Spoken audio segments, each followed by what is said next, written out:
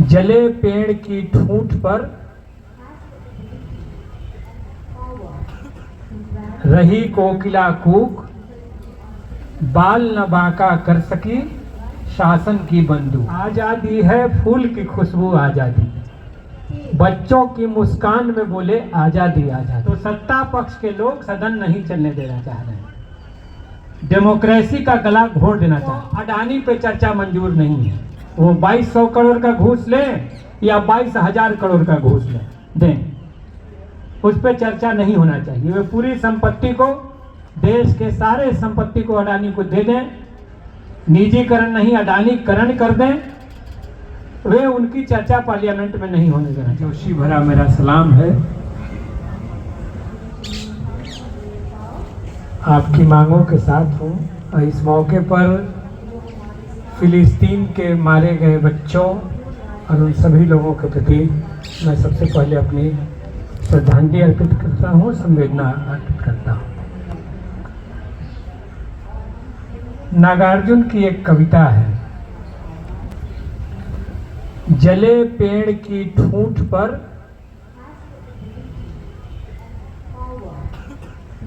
रही कोकिला कूक, बाल न बांका कर सकी शासन की बंदूक।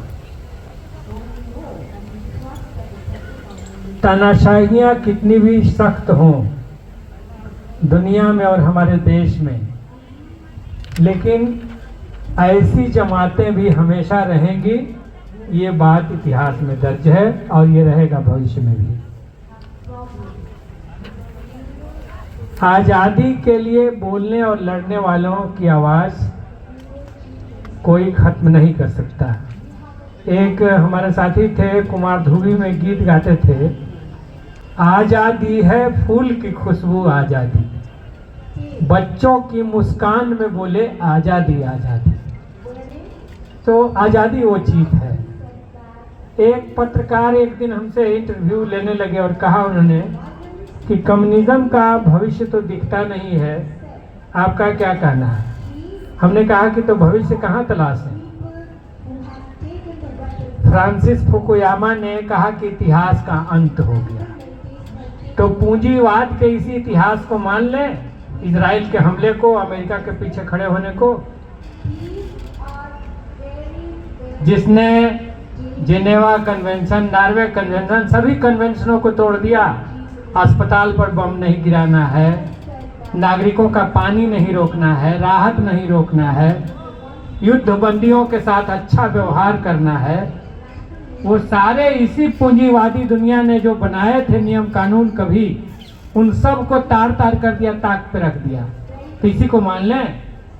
हम समझते हैं कि मानवता को इतिहास का यह अंत पसंद नहीं, यह सपना वो नहीं देखेगा।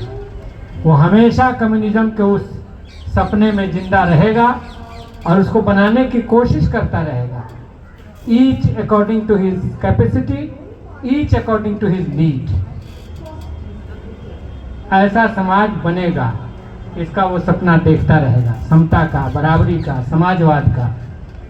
इस सपने को देख करके वो आगे बढ़ता रहेगा। पूंजीवाद ने जो दिया है इस दुनिया को, इस धरती को, और आज जो वो दे रहा है वो मंजूर नहीं है, बिल्कुल कतई मंजूर नहीं है। आपने जो यहाँ पर जिन साथियों के रिहाई की मांग की है, मैं उसके साथ खड़ा हूँ और आपको साथ देने आया हूँ, आपकी आवाज़ से आवाज़ मिलाने आया हूँ। आज पार्लियामेंट में सत्ताधारी दल का चेहरा बिल्कुल उभर करके आ गया। अभी बैकडोर में था, लेकिन आज हम लोगों ने, अपोजिशन के लोगों ने, इंडिया गठबंधन के लोगों ने कोई मौका ही नहीं दिया। हम लोग शांति से अपनी सीट पर बैठे रहे। इसके बाद खुद कुछ मंत्रीगण और कुछ सांसद सत्ता पक्ष के खड़ा हुए, हल्ला मचाना शुरू किया। अब इस बहाने पर सदन स्थगित कर दिया गया। तो सत्ता पक्ष के लोग सदन नहीं चलने देना चाह रहे हैं, डेमोक्रेसी का गला घोट देना चाहते हैं। अखबारों में कभी कभी बयान आता है उनका कि करोड़ों खर्च होता है संसद सत्र पर और विपक्ष नहीं चलने दे रहा है। लेकिन हम विगत दिनों से देख रहे हैं उनको अडानी पे चर्चा मंजूर नहीं है। वो 2200 करोड़ का घूस लें या 22,000 करोड़ का घूस दें, उस पर चर्चा नहीं होना चाहिए। वे पूरी संपत्ति को, देश के सारे संपत्ति को अडानी को दे दें, निजीकरण नहीं अडानीकरण कर दें। वे उनकी चर्चा पार्लियामेंट में नहीं होने देना चाहते। वे संबल पर चर्चा नहीं होने देना चाहते। वे उमर खालिद पर चर्चा नहीं होने देना चाहते। ये वो इस बात के लिए आमादा हैं, लेकिन हम भी आमादा हैं। कल हम यहीं पर मणिपुर के सपोर्ट में वहाँ शांति बहाल हो, इसके लिए मंच लगा था और हमने कहा था कि एक दिन पार्लियामेंट में पिछले सत्र में अपोजिशन के डिबेट में भाग लेने के बाद प्रधानमंत्री का जवाब होने लगा और 2 घंटा हम लोगों ने प्रधानमंत्री के पूरे स्पीच के दरमियान नारेबाजी की। और वो इसलिए की कि मणिपुर के एक सांसद बिफर पड़े थे पार्लियामेंट में कि क्या मणिपुर इस देश का हिस्सा नहीं है, हम इस देश के नहीं हैं।